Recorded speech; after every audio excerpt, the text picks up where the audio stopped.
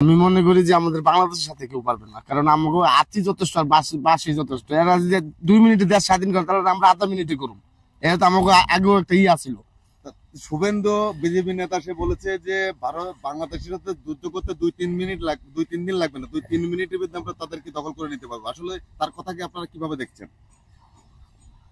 তার কথা আমরা কিভাবে দেখবো বলতে, আমরা মনে করেন এসব আর ক্যারি করবো না। আমাকে বাংলাদেশের লোক ক্যারি করবো না এগুলো। এগুলো আমাকে বাংলাদেশের লাঠি বইটা মুঠে এটি যথেষ্ট, পিস্তল লাগবো না আমাকে।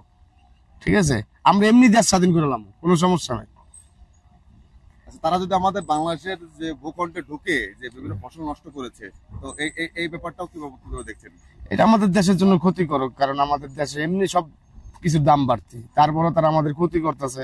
একবার পানি ছেড়ে দিয়ে ক্ষতি করছে, একবার এটা দিয়ে ক্ষতি করতেছে। এটা তো আমরাও তো দাঁড়াবো, অবশ্যই দাঁড়াবো। আমরা তো কখনো পিছিয়ে থাকবো না, অবশ্যই আমরা উপরে উঠতে হবে। ওই হিসাবে আমরা দেখতেছি যে আমাদের দেশের জন্য অনেক খারাপ করতেছে। যে লেখা আছে ভারত খেদাও, কেন এই কথার কারণে ভারত খেদাও লেখা আছে, প্রত্যেক সাইনবোর্ডে লেখা আছে, যা দেখেন।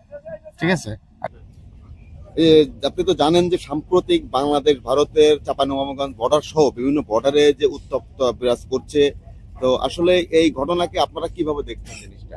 আসলে জিনিসগুলো কি, ভারত আসলে এই কয়দিনে যা যা জিনিস আমাদের সাথে আসলে করতেছে, আসলে জিনিসগুলো ঠিক না। যেমন বর্ডারের ভিতর তারা শুধু চাচ্ছে যে আমাদের বর্ডার গুলো তাদের মানে আমাদের জায়গা যেগুলো আমাদের জনগণ যেখানে থাকছে ওদেরকে ওদের কায়দায় করে নিয়ে, আসলে এগুলো তো উচিত না, এগুলো তো আসলে উচিত না। তো এখন আমি এগুলাই বলতে চাই যে ওরা যদি আমার সাথে সাথে কোনো যুদ্ধ পরিস্থিতি নেয়, প্রস্তুতি নেয়, তো আমরাও রেডি আছি, এবং ওরা যে কোনো সময় আমাদেরকে ইনভাইট করতে পারে যুদ্ধের সময়। ওইটাই।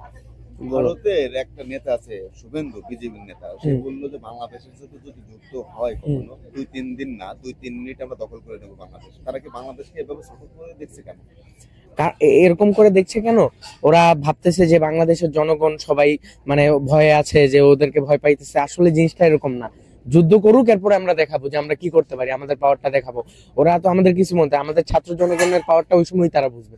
আমরা এত স্বাভাবিক না যে সহজে আমাদেরকে আমাদের 1971-এর বাংলাদেশ পাই না। এটা এটা আমরা নিউ বাংলাদেশ, মডার্ন বাংলাদেশ। আমাদের মডার্ন বাংলাদেশে আমরা স্টুডেন্টরা রেডি আছি সবকিছু হওয়ার জন্য, সবকিছুর প্রস্তুতি আমাদের কাছে আছে। যে সময় ওরা যুদ্ধ করবে, ওরা তো পালানোর প্রস্তুতি নিবে, আমরা তো যুদ্ধের জন্য প্রস্তুত আছি। ওরা অবশ্যই আমাদের সাথে যুদ্ধের জন্য আমরা রেডি আছি, ওদেরকে ইনভাইট করলাম, আসুক ওরা যুদ্ধ করুক, আমরা ছাত্র জনগণ রেডি আছি। আসলে ভারত আসলে এটা তো সম্পূর্ণ ভারত না, টোটাল কিছু একটা জায়গায় সামান্য কিছু লোক। তো সবকিছু এদের বলতে চাই যে আসলে এরা পাগল, কারণ পাগল না হলে এরকম করে না। পার্শ্ববর্তী একটা দেশ, বন্ধুপ্রীতম সম্পর্ক থাকতে তারা দীর্ঘদিন আমাদের সাথে ব্যবসা বাণিজ্য, তাদের সাথে বিভিন্ন সম্পর্ক আমাদের ছিল, এখনো আছে, থাকবে, এটাই স্বাভাবিক। কিন্তু পাশাপাশি আসলে প্রতিবেশীর সাথে 2-1 দিন ঝগড়াও লাগে, আবার ওটা সমাধান হয়ে যায়, আমার মনে হয় এটা। কিন্তু যদি তারা যুদ্ধ করতে চায়, বাংলাদেশের আমার মনে হয় 18 কোটি মানুষই রেডি আছে তাদের সাথে যুদ্ধ করার জন্য। শুভেন্দু নামে এক বিজেপি নেতা বলেছে যে বাংলাদেশের যদি যুদ্ধ হয় আমরা 2-3 লাগবে, 2-3 মিনিটে দখল করব। আমরা মানবিকতা দেখাচ্ছি ছোট বড় ভাই হিসাবে, তারা বড় ভাই হিসেবে বাংলাদেশকে মানবিকতা দেখাচ্ছে। জিনিসটাকে আপনারা কিভাবে দেখছেন? আপনারা কি ছোট মনে করছেন না দুর্বল মনে করছেন? আসলে আমি মনে করি তার জ্ঞানের অভাব আছে এবং সে বাংলাদেশ সম্পর্কে জানে না। যদি জানতো কখনোই এই কথা বলতো না। যদি তার এরকম মনে হয়, সে আইসা বাংলাদেশের সম্পর্কে ধারণা নেক, ঘুরে যাক, দেখা যাক, এবং আইডিয়া হয়ে যাবে, এরপরে আর এরকম কথা বলবে না। এই যে গতকালকে যে চাঁপাইনবাবগঞ্জের বর্ডারে আপনার জানেন যে ভারতীয় নাগরিক যারা রয়েছে বিএসএফ এর সহযোগিতায় তারা বাংলাদেশে অনেক ফসল গাছগাছালি কেটে নিয়ে গেছে, তারা আসলে জিনিসটাকে আন্তর্জাতিক আইন লঙ্ঘন করেছে কিনা আপনার কি মনে হয়? সেটা তো অবশ্যই আন্তর্জাতিক আইন লঙ্ঘন করছে। এই হিসাবে তাদের মানে আগে প্রথমে তো এটা একটা পতাকা বৈঠকও হয়েছে, এখন দেখা যাক আসলে পরবর্তীতে কি স্টেপ নেয়। গভর্নমেন্ট আছে, তাদেরও গভর্নমেন্ট আছে, তো পরবর্তীতে দেখা যাক। তবে তারা যদি চিন্তা করে যে এরকম করে বাংলাদেশে জুলুম করে তারা পরবর্তীতে পার পেয়ে যাবে, এটা ভুল। আমার মনে হয় 18 কোটি মানুষই রেডি আছে তাদের জন্য, আসুক, সমস্যা নাই। অবশ্যই বাংলাদেশের সৈনিক হিসেবে বাংলাদেশের সৈনিকের সাথে আমি জড়িত হওয়ার জন্য সর্বোচ্চ চেষ্টা করবো, এবং মানে আমার যা আছে আমি তা নিয়েই ঝাঁপিয়ে পড়বো, কারণ দেশ তো আগে, সবার আগে। আমাদের কাছে তো কোনো অস্ত্র নাই, কিছু নাই। এটা ভুল কথা আসলে। একটা আপনি যদি মনে করেন যে পারমাণবিক বোম আছে, তাদের বাকি অস্ত্রগুলো কিন্তু আমাদেরও আছে। যুদ্ধ করতে হলে যদি আমার এরিয়া দখল করতে হয়, আমার বাড়ি দখল করতে হয়, আপনার আমার বাড়িতে এসে পা রাখতে হবে, দাঁড়াতে হবে, তাহলে আপনি আমার বাড়িতে আসেন, ওয়েলকাম, সমস্যা নাই। তখন ওই আপনার দা আর আমার গুলি দুইটাই সমান। তারা হয়তো মনে করছে যে মানে যেহেতু ভারত মনে করতেছে তাদের মানে রাজ্যটা অনেক বড়, এরকম কিছু মনে করছে বাংলাদেশ ছোট, ওরকম কোনো মনে করেন সশস্ত্র বাহিনী নেই বা পুলিশের ওরকম নেই, সব দিকে মানে তারা আমাদের অনেক দুর্বল মনে করছে। কিন্তু আসলে যে ছোট রাষ্ট্র হলেই যে মানুষ দুর্বল বা ছোট হলেই ছোট করে দেখবে এরকম না। তাদের একজন নেতা, বিজেপির নেতা শুভেন্দু বললো যে বাংলাদেশের সাথে যুদ্ধ করতে হলে 2-3 দিন লাগবে না, 2-3 মিনিটে আমরা বাংলাদেশ দখল করে নেবো, আমরা বড় ভাই হিসাবে মানবিকতা দেখাচ্ছি। আসলে ঠিকই আসলে মানবিকতা দেখাচ্ছে না ছোট করে দেখছে? এটা সে তার ব্যক্তিগত দিক থেকে দেখছে, সে মনে করছে যে এটা একটা ছোট রাষ্ট্র, দুর্বল রাষ্ট্র, এটা যে কোনো মুহূর্তে আমরা চাইলেই দখল নিতে পারি। কিন্তু আসলে এটা শুধু চাইলেই যে দখল নিতে পারবে এরকম কিছু না, যে কেননা এটা আমাদের একটা স্বাধীন রাষ্ট্র। প্রথমত আমরা কি করতে পারি এটা সাধারণত ওনারা জানে, কিন্তু তারপরও মানে তারা আমাদের দুর্বল দিকগুলো মানে তুলে ধরার চেষ্টা করতেছে, আমাদের যেটা ফলস নাই সেটাও বের করতেছে, যেটা আমরা মনে করেন যে কোনো একটা সঠিক দিক করতেছি সেটাও তুলে ধরতেছে, সেটা না ধরে ভুলটাই তুলে ধরতেছে। আর দ্বিতীয়ত মনে করেন আমাদের বর্তমানের যেই প্রধানমন্ত্রী বর্তমান আছে তাকে নিয়ে অনেক রোস্ট চলতেছে, তারপরে তাদের অনেক বড় বড় অনেক নেতা ফেতার আছে, তারা মানে অনেক কিছু বলতেছে যেগুলা মানে বলা উচিত না, কিন্তু তারা আসলে সঠিক যে তথ্যটা সেটা প্রচার করতেছে না, ভুল তথ্যটা প্রচার করতেছে। এটাই বাংলাদেশ কি এতটাই দুর্বল মনে হয় কি আপনার? আমি মনে করি যে তারা মনে করতে যে এতটা দুর্বল, কিন্তু বাংলাদেশ ততটা দুর্বল না। মানে হতে পারে যে সাময়িক বাহিনী বিভিন্ন বাহিনীর দিক দিয়ে হইতে পারে যে তাদের থেকে আমাদের সংখ্যা কম, কিন্তু আমরাও কোন দিক দিয়ে কম না। আসলে ভারত যেটা করতেছে এটা সঠিক কাজ করতেছে কেন বলে আমরা মনে করি, কারণ আমরা দরিদ্র গরিব দেশ হতে পারি, কিন্তু আমাদের আত্মসম্মান মর্যাদা আছে। সেই হিসেবে তাদের সাথে আমার বন্ধুত্বপূর্ণ সম্পর্ক থাকবে, দুই দেশের পারস্পরিক সম্পর্ক, তাদের সাথে তারা দেখবে, আমাদেরটা আমরা দেখবো। কিন্তু তারা যদি শুধু আমাদের পরেই সবকিছু চাপাই দিতে চায় তো এটা তো হয় না আসলে। এই জন্য আমরা বলবো তারা ভালো থাকুক, আমরাও যাতে ভালো থাকতে পারি, এইভাবে আমাদের সবাইকে সামনের দিকে অগ্রসর হওয়া উচিত। ভারতের যে বিজেপির নেতা শুভেন্দু বললো 2-3 দিন আগেও যে বাংলাদেশের সাথে যুদ্ধ করতে 2-3 দিন লাগবে না, 2-3 মিনিটের ব্যাপার, তাতে আমরা দখল করতে পারবো। আপনারা তারা কি আমাদের দেশটাকে এত ছোটভাবে দেখছে কেন? ওনাদের এসব কথা আমরা কানে নিতে চাই না, কারণ 2-1 2-4 প্রতিটা দলে প্রত্যেকটা দেশে বিভিন্ন দলে থাকে যারা দেশকে এবং তার দলকে মানে একটা খারাপ পরিস্থিতির মধ্যে ফেলে। এজন্য আমরা মনে করি এটা ভারতের গভর্নমেন্টের কথা না, এটা তার ব্যক্তিগত মতামত, এজন্য এগুলো আমরা কানে নিই না। ভারতীয় নাগরিক যারা রয়েছে বিএসএফ এর সহযোগিতা বাংলাদেশের গাছ সহ সরিষা ফসল অনেকের ক্ষয়ক্ষতি করেছে, তা এই ক্ষয়ক্ষতিটাকে কিভাবে দেখছেন? এগুলো তো আসলে দীর্ঘদিন ধরে 1971 সালের পরে তারা 71-এর যে দোহাই দিয়ে আমাদেরকে স্বাধীন করে দিয়েছে, মূলত তারা তাদের উদ্দেশ্যে হাসিলের জন্যই আমাদের এই সহযোগিতা করছে। এবং আমরা এত জানি শুনছি যে আমাদের দেশে প্রচুর পরিমাণ সম্পদ তারা 71-এর পরবর্তীতে নিয়ে গেছে। এই জন্য 71-এর পরে থেকে তারা আমাদেরকে মানে শাসন বা শোষণ করার চেষ্টা করছে। আর আমাদের দেশের বড় বড় রাজনৈতিক দলগুলো তারাও বিভিন্নভাবে তাদেরকে খুশি রাখার জন্য বা ক্ষমতায় থাকার জন্য আর কি তাদেরকে সাথে রাখছে, তাদেরকে মানে দিয়া তাদেরকে হাতে রাখার জন্য চেষ্টা করছে। এই জন্য তারাও সুযোগ পেয়ে গেছে, যার কারণে এখন তারা এই দাদাগিরি করতেছে। কিন্তু এগুলো তো ঠিক না। একটা সার্বভৌম দেশে বা একটা স্বাধীন দেশের সাথে কি আচরণ করা উচিত, সেইভাবে তারা আচরণ করলে আমরা ভালো থাকবো বা আমরা সেটা তাদের কাছে প্রত্যাশা করবো। সেটা ওনারা বলছে, কিন্তু কোনোভাবে এটা পারবে না, কারণ আমাদের মুসলিম রাষ্ট্র আমরা একটা, তো আমাদের যখন ওদের দেশে আপনার মুসলিমদের অত্যাচার করা হবে, তখন আমার মনে হয় না যে ওনারা অত্যাচার করবে আমরা ওদের ছেড়ে দিব, কারণ আমরা যথেষ্ট পরিমাণ আমরা শক্তিশালী। আর আমরা কি করতে পারি না আর কি করতে পারি এটা পুরো রাষ্ট্র দেখেছে, পুরো বিশ্ব দেখেছে যে আমরা বাঙালিরা কি করতে পারি, কারণ আমরা একটা স্বাধীন রাষ্ট্র। আবার আমরা 71-এ স্বাধীন করছি, তো ওইটারও আমাদের একটা ক্ষমতা আছে। আবার কিছুদিন আগেও একটা ছাত্র আন্দোলন হয়েছে, ওইটাতেও আমরা অনেকটা অবদান রাখতে পারছি। তার জন্য পুরো পৃথিবী সবাই আমরা জানে যে আমরা কি করতে পারি না করতে পারি। তো ওদের কথা ওনারা বলছে, ঠিক আছে, এখন ওরা যদি আগে আসে আমরা কাউকে ছেড়ে দিব না, আমরা ছাড়ার লোক না, আমরা সবকিছু কি যা করতে পারি আমরা প্রতিবাদ জানাবো। আমরা সবাইকে ওরকম ভাবেই মানে দেখবো যে ওরা কি করতে পারে আর ওরা কি করতে পারে, এটা আমরা দেখবো। আর আমরা কি করতে পারি এটা আমরা দেখাবো। আর আমরা তো স্টুডেন্ট না, আমরা তো ওরা জানে যে স্টুডেন্ট কি করতে পারে, এটা সাধারণত ওরা জানে, আর কিছু বলার নাই এখন। আসলে আমার কাছে যেটা মনে হয়েছে, গতকালকে যে কয়েকটা ঘটনা আমি দেখেছি, তো আসলে এটা একদমই বিচ্ছিন্ন একটা ঘটনা। কারণ বাংলাদেশ ভারত হচ্ছে আলাদা দুটি রাষ্ট্র, প্রত্যেকেরই হচ্ছে কিছু সার্বভৌমত্ব রয়েছে এবং কিছু পররাষ্ট্রনীতি রয়েছে। তো বিএসএফ আসলে যেটা করছে এটা আসলে অতিরিক্ত আমার কাছে মনে হয়েছে।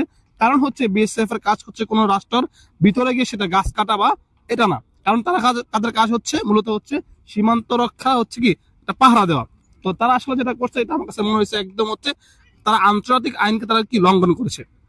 কারণ তারা যদি মনে করে যে আমরা আসলে দুর্বল, এটা আসলে তারা আসলে ভাবার কোনো সুযোগ নেই। কারণ প্রত্যেকটা দেশের কিছু অভ্যন্তরীণ কিছু হচ্ছে আপনার শক্তি রয়েছে, যেটা দিয়ে আসলে হচ্ছে তারা কি হচ্ছে কি ফেস করার মতো ক্যাপাবিলিটি রয়েছে।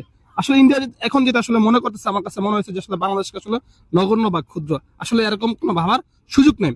তারা আসলে এখন হচ্ছে দুটি দেশের মধ্যে পারস্পরিক যে সম্পর্ক রয়েছে দীর্ঘদিনের, এটা তারা হচ্ছে বিচ্ছিন্ন করার পায়তারা বা চেষ্টা করতেছে আমার কাছে যেটা মনে হয়েছে। কারণ যেটা দেখলাম আসলে হচ্ছে সীমান্ত রক্ষার মধ্যে তারা তো কোনো প্রয়োজন নেই যে আসলে একটা দেশে হচ্ছে সীমান্ত রক্ষা বাহিনী, অন্য দেশে হচ্ছে গাছ কাটার, এটা কোনো লজিক আছে? এটা কোনো পররাষ্ট্রনীতির মধ্যে পড়ে আপনার কাছে মনে হয়? আমার কাছে আসলে এটা মনে হচ্ছে তারা হচ্ছে এটা ইচ্ছাকৃতভাবে তারা এটা করেছে। আমরা এটাও দেখতে পেয়েছি তারা টিয়ার শুলে নিক্ষেপ করেছে বাংলাদেশের উপরে। হ্যাঁ, এটা আসলে হচ্ছে আমার কাছে এটা আসলে কি কোনো কাছে কারো ব্যক্তির ইন্ধন কিনা আমার কাছে সেটা আসলে প্রশ্ন আমার কাছে মনে হয়েছে। কারণ বিগত সময় এই জিনিসগুলো হয়নি, তাহলে এখন কেন হচ্ছে? এটা কিন্তু আমার মনে প্রশ্ন সবারই। কারণ হচ্ছে আমাদের এই দীর্ঘদিনের একটা সম্পর্ক ইন্ডিয়া এবং ভারত, কারণ আমরা পাশাপাশি রাষ্ট্রে বসবাস করি, এতদিন কিন্তু এই সমস্যাগুলো হয়নি। তাহলে এখন কেন বারবার হচ্ছে সীমান্তের মধ্যে এই ধরনের সমস্যাগুলো বারবার হচ্ছে?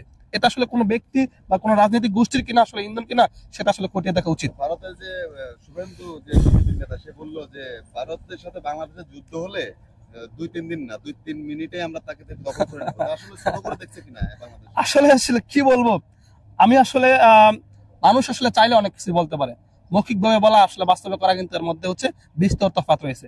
তো আমার কাছে আসলে ওনাকে আসলে সাইকোলজিক্যালি কিছু হচ্ছে আমার মনে হয় মেন্টাল মনে হয়েছে, সিক মনে হয়েছে। উনি হচ্ছে বিগত সময় যেগুলো স্পিচ দিয়েছে আসলে তার কোনো আসলে ভিত্তি নেই। তো ইন্ডিয়া আসলে আমরা পার্শ্ববর্তী একটা বন্ধু রাষ্ট্র হিসেবে তাদেরকে হচ্ছে মনে করি, কারণ একটা রাষ্ট্রের পাশে রাষ্ট্র চলতে গেলে অনেক ধরনের হচ্ছে কি আপনার মিউচুয়াল একটা পারস্পরিক সম্পর্ক রাখা উচিত। আমাদের যেমন ইন্ডিয়া দরকার আছে, ইন্ডিয়ার কিন্তু আমাদের দরকার আছে।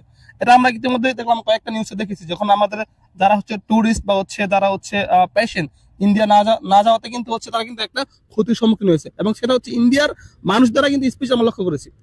তো পারস্পরিক যেহেতু রাষ্ট্র, সেটা কিন্তু প্রত্যেকেরই হচ্ছে উভয়ের কিন্তু একটা মিল থাকা উচিত এবং প্রত্যেকের হচ্ছে একটা লাভ আছে। কারণ আমাদের যেমন হচ্ছে ইন্ডিয়ার দ্বারা হচ্ছে কম বেশি লাভ হচ্ছে, ইন্ডিয়ারও কিন্তু আমাদের লাভ হচ্ছে। এখানে আসলে আমাদের বাংলাদেশকে আসলে ইন্ডিয়া ফালাই দেওয়ার কোনো সুযোগ নেই। তো আমার কাছে উনি যে স্পিচ গুলো দেয় আমার কাছে মনে হচ্ছে এগুলো ভিত্তিহীন এবং হচ্ছে উদ্দেশ্য প্রণোদিত হবে, বাংলাদেশকে হচ্ছে হ্যায় করা বা ছোট করা।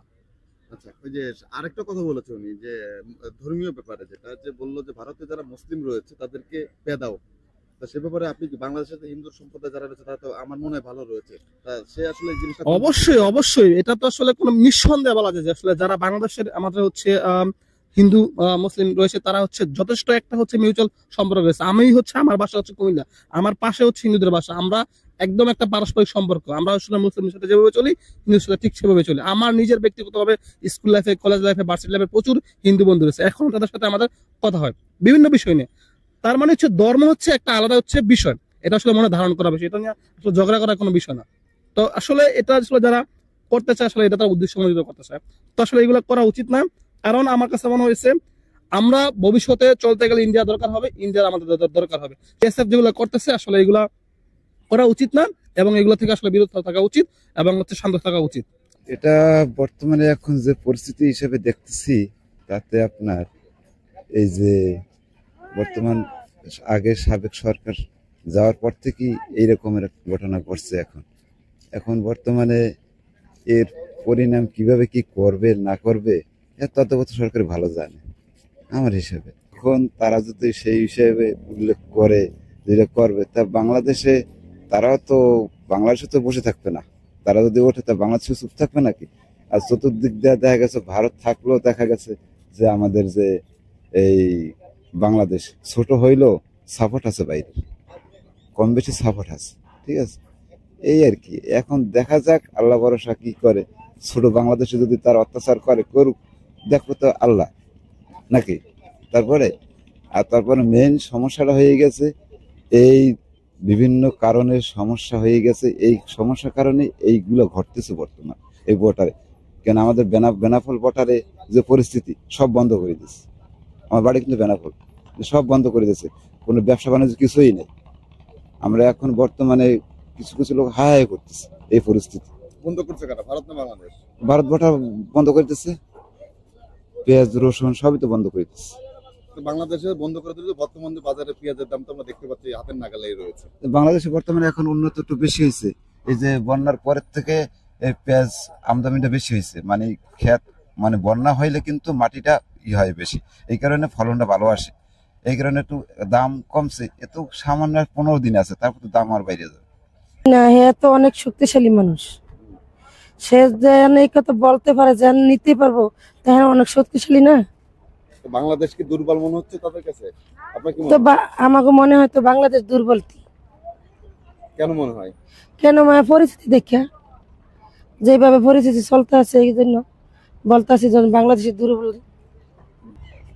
তারা তো ঝামেলা পাতাইতে চাইবে, কারণ তারা চায় না যে মানে এটা শুধু তারা না, সারা পৃথিবীতে কাফের মুশরিকরা, মানে কে কি আপনার জানি না আমি, কাফের মুশরিকরা, এটা আল্লাহ কোরআনে বলছে যে কাফের মুশরিকরা তো কখনো তোমাদের বন্ধু হইতে পারে না, বুঝছেন? এটা আল্লাহ বলছে, এটা আমার কথা না। তো কাফের মুশরিক কারা? কাফের তো আপনি বুঝেনি কাফের কারা, মানে ইসলাম ছাড়া যারা আছে অল আর কাফের। কিন্তু মুশরিকরা যারা পুজো করে, বুঝছেন, যারা যে কোনো পূজা, সে পুতুল পূজা হোক, সূর্য পূজা হোক, এদের বলে মুশরিক বলে, কোরআনে বলছে মুশরিক। ভারতের এই যে বিজেপি নেতা শুভেন্দু বললো দুদিন আগেও যে বাংলাদেশের সাথে যদি যুদ্ধ হয়, বাংলাদেশের সাথে 2-3 দিন লাগবে না, আমাদের 2-3 মিনিটে আমরা তাকে দখল করে নেব। আসলে বাংলাদেশকে সে এত দুর্বল মনে করছে কেন, আপনার কি মনে হয়? বাংলাদেশে সে দুর্বল মনে করে, বাংলাদেশ ছোট দেশ, কিন্তু তার জানা উচিত যে বাংলাদেশ আর বাংলাদেশ একা না। পাকিস্তানে ভাঙে দিয়েছিল দুর্বল করার জন্য, যে বাংলাদেশের ওরা যে কোনো সময় পাকিস্তান এসে সাহায্য করতে পারবে না, কিন্তু পাকিস্তান সাহায্যের জন্য অস্ত্র তাক করে রাখছে, বুঝছেন? পাকিস্তান ধরবে, আফগানিস্তান ধরবে, চীনের সাথে ওর গন্ডগোল আছেই, তো ও এত সহজ এত কিছু মনে করে তা না, হবে না, কখনই হবে না। এবং ওরাই আস্তে আস্তে দেখবেন আপনি, মানে আল্লাহ বলছেন যে এই ইসলামকে আমি সবসময় উপরে রাখবো, এই ইসলামকে কেউ কোনো সময় পরাভূত করতে পারবে না, ওই আপাতত একটা কষ্ট দিতে পারে। এটা আল্লাহর ইচ্ছা, যে আল্লাহ পরীক্ষা করার জন্য যে মুসলমানদের, তোমার তো আল্লাহ কোরআনে একটা আয়াত আছে, আপনারা মনে হয় জানেন, যে আমি তোমার জান এবং মাল মুমিনের, ওখানে কথা কইছে মুমিনের, আল্লাহ বলছে যে মুমিনের জান এবং মাল আমি খরিদ করছি জান্নাতের বিনিময়ে, আমি তোমাকে জান্নাত দিব, তোমার খরিদ করার জিনিসে তো আর আপনি ফেরত চাইতে পারেন, আপনারা গরিবে চলেন আবার চাইতে পারবেন। ভারতের সীমান্তে যারা ইন্ডিয়ান নাগরিক রয়েছে, তারা দেখবে বাংলাদেশের অনেক শস্য ফসল গাছগাছালি কেটে ফেলছে। আসলে এটা কি তারা ঠিক করেছে? এটা কিসের ঠিক? এটা তো একজন মানে পাগলেও বুঝবে যে জুলুম, আর জুলুম করে নিয়ে যাচ্ছে, তার গায়ে জোর আছে, সে নিয়ে যাচ্ছে, কিন্তু এরও একদিন প্রতিক্রিয়া হবে। কারণ এই ভারত কিন্তু আমাদেরই ছিল, মুসলমানদের ছিল না, দখল করেছিল না মুসলমানরা এসে, তো মুসলমানরা ওখানে 200-250 বছর রাজত্ব করে, তারপরে তাদের কারণে তারা হয়তো পরাভূত হয়েছে। আর আল্লাহর ইচ্ছে এটা, আল্লাহ এক জায়গায় বলছে যে কোরআনে, যে ধনী এবং দরিদ্র, এই যে গরিব, সে যে আমি কি করবো, আমি নামাজ পড়বো, কোন সময় ধনী মতো খাওয়াইতেছে। আল্লাহ বলছে আমি ধনী এবং দরিদ্র সৃষ্টি করছি একজনের কাজ আর একজনের দ্বারা সমাধা করার জন্য।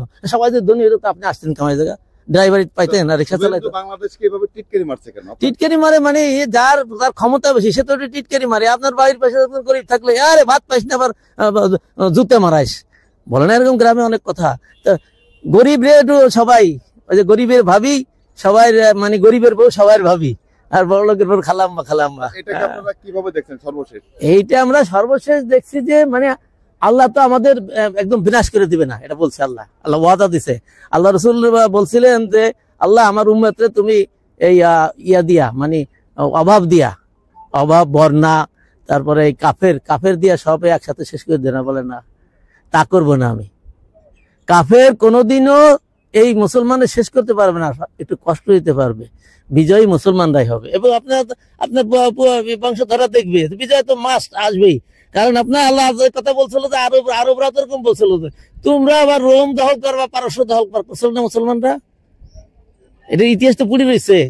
এখনো তো দেখেন ওই যে কয়জন ওই যে ফিলিস্তিনি, তাগো যাদের সরাইতে পারে না, তাকে সরাইতে পারতেছে না সারা পৃথিবীর সমস্ত কাফের। ওই যে আপনার ভালো জানেন, ইন্ডিয়া থেকে যে বিমানগুলো দিছে, যে যুদ্ধ বিমানগুলো দিছে, সেগুলো গায়ে লেখা আছে ইন্ডিয়া, মেড ইন ইন্ডিয়া। তো সেই জন্য ওরা একটু কষ্ট দিতে পারবে। আর আল্লাহ চায় যে কে সাহায্য করে কি করে না দেখার জন্য। এখানে একজন গরিব মানুষ না খেয়ে মরে যেতে পড়ে যেতেছে, আপনি আপনার মতো চলে যেতেছেন, আল্লাহ দেখতেছে ও কতটুকু করলো, এটা লিখিত হয়ে যাচ্ছে সাথে সাথে। এইটাই আমরা আশাবাদী যে মানে কিয়ামত পর্যন্তই মারামারি ধরাধরি থাকবে, কিন্তু বিজয় আসবে। ঈসা আলাইহিস সালাম না আসা পর্যন্ত বিজয় আসবে না, সোজা কথা।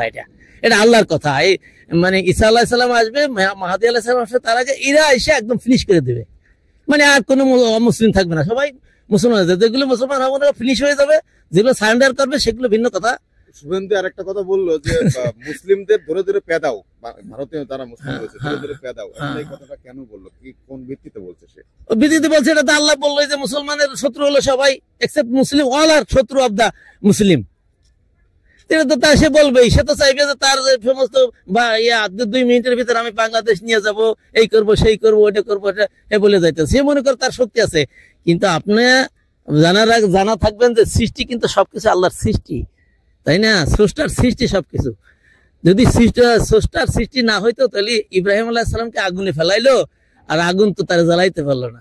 আল্লাহ বলে দিল খালি আগুনটা যে তুমি ইব্রাহিমের জন্য, এর একটা আয়াত আছে যে ইব্রাহিমের জন্য আরামদায়ক ঠান্ডা হয়ে যাও। বেশি ঠান্ডা হলে তো আবার একেবারে জমে যাইতো, আরামদায়ক কথাটা লাগাই দিল, সালামুন আলা ইব্রাহিম। এই জন্য জি আপনাদেরও ধন্যবাদ।